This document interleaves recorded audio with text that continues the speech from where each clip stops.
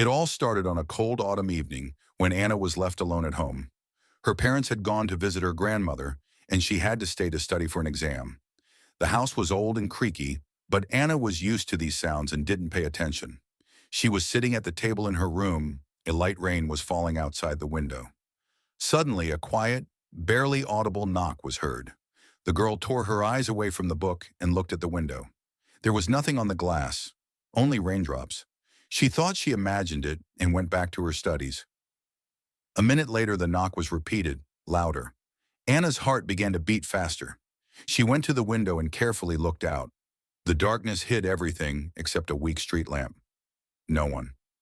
Returning to the table, she noticed that the phone, which was lying nearby, had gone out. It was strange because the charge was full. She picked it up, and the screen suddenly lit up. There was a single phrase written on it: "Don't look out the window." Anna felt panic seize her. She tried to turn on the light in the room, but the lamp flickered and went out. The house was plunged into semi-darkness. She could hear the floorboards in the hallway begin to creak quietly, as if someone was walking slowly.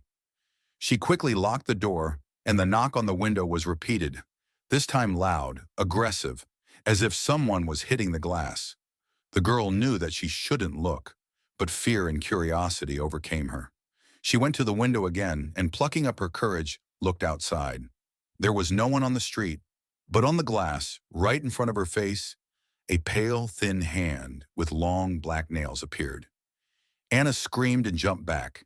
The hand disappeared, but now she could hear someone inside the house scratching the door of her room. She grabbed her phone and tried to call her parents, but the connection was lost. In a panic, she wrote a message. "Please come back. Something is strange here." The answer came immediately. "We are already here." At that moment, the door to the room began to slowly open. Although it was locked, it quietly clicked, as if someone had opened it with a key.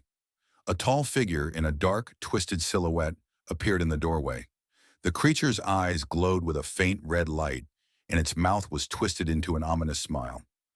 Anna screamed, covering her eyes with her hands, but the creature did not come closer. It just stood there and whispered words that she could not understand.